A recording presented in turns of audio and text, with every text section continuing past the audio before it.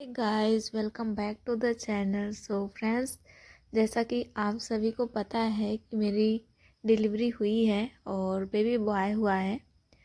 तो कुछ लोगों को ये डाउट्स थे कि नॉर्मल हुआ है या सी सेक्शन हुआ है। तो उसी पे बात करेंगे कि क्या हुआ है, कैसे हुआ है, और ये भी बताएंगे कि मेरा जो बाबू है वो किस दिन हुआ है। तो शाम को 13 तारीख की रात, मतलब 8 बजे खाना वाना खा के फुल अच्छे से मैं थी, तभी मुझे अचानक से पता चला कि मेरा जो वाटर बैग है वो लीक हो गया है। तो फिर कुछ टाइम बाद फिर हम लोगों ने अपना बैग वैग उठाया और हॉस्पिटल के लिए रात में ही चल दिए।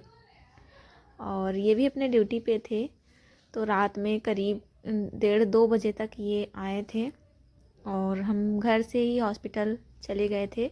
और इनका ड्यूटी अभी लगा हुआ है कुंभ मेले में, तो वहाँ से वो फिर छुट्टी वगैरह लेके फिर आए थे और रात बीती किसी तरह से। और ये सुबह का वीडियो है, मतलब सुबह ये लोग नाश्ता वगैरह कर रहे थे और मैं यहाँ पे रो भी रही हूँ थोड़ी थोड़ी, क्योंकि सुबह ही ये पता चल जाता है कि मेरी जो डिलीवरी होनी है वो ऑपरेशन के थ्रू होनी है, नॉर्मल नहीं हो पाएगी। और क्यों नहीं हो पाएगी इस पे भी बात करते हैं। तो जो था, मतलब वाटर बैग मेरा सुबह रात में ही 8 साढ़े 8 बजे लीक हो गया था। फिर हम लोग हॉस्पिटल गए। सबसे पहले तो प्राइवेट हॉस्पिटल में गए थे, जहाँ मैंने अपना पूरा 9th मंथ की जर्नी, मतलब रूटीन क्या कहें, मतलब 9 मंथ के लिए दिखाया था और डिलीवरी भी वहीं होनी थी। बट वो जो मैम थी, उन्होंने जाते ही तुरंत अचानक से बोल दिया कि आपकी डिलीवरी जो है वो ऑपरेशन के थ्रू होगी, और एक उन्होंने कुछ और कहा ही नहीं। तो फिर हम लोग चाहते थे कि थोड़ा सा वेट करें, हो सकता है मुझे पेन वगैरह आ जाए तो मेरी जो डिलीवरी है वो नॉर्मल हो जाए। और मैंने पूरे 9th मंथ एक्टिव में रही हूँ। और आप सभी को पता है कि मैंने कोई छुट्टी नहीं ली थी स्टार्टिंग से ही। और बस बस यही प्रे करती थी कि मेरी भी डिलीवरी जो है वो नॉर्मल ही हो। डेली वॉक करना, और मैंने कोई, मतलब पोछा वगैरह लगाना, खाना बनाना, पूरा मैंने अपना 9th मंथ जो है वो स्कूल के लिए अकेले ही बिताया है, आप सभी को पता है।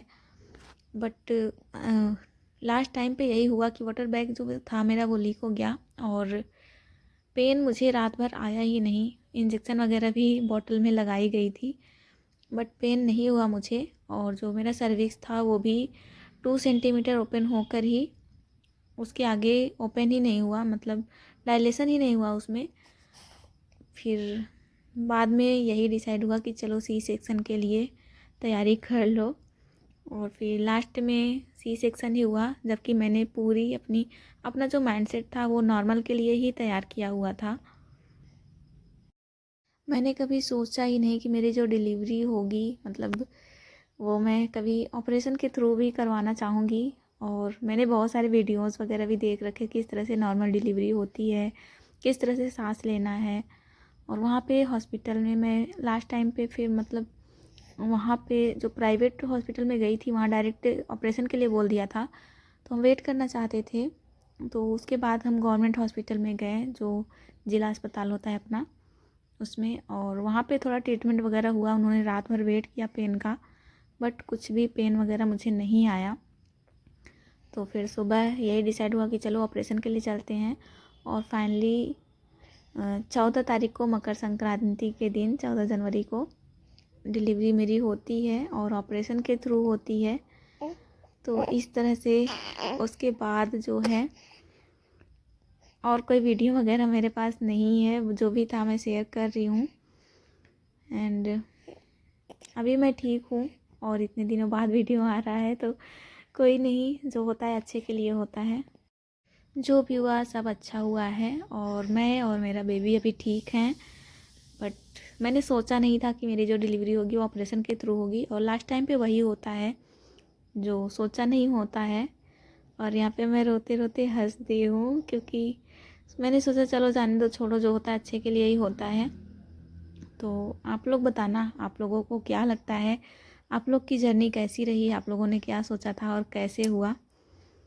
तो आज का वीडियो यहीं पे एंड करते हैं। और मेरे पास कोई क्लिप नहीं है ऐड करने के लिए, और किसी ने वीडियो भी नहीं बनाया था। तो होप करते हैं आप सभी का जवाब आप सभी को मिल गया होगा। तो bye bye guys, take care.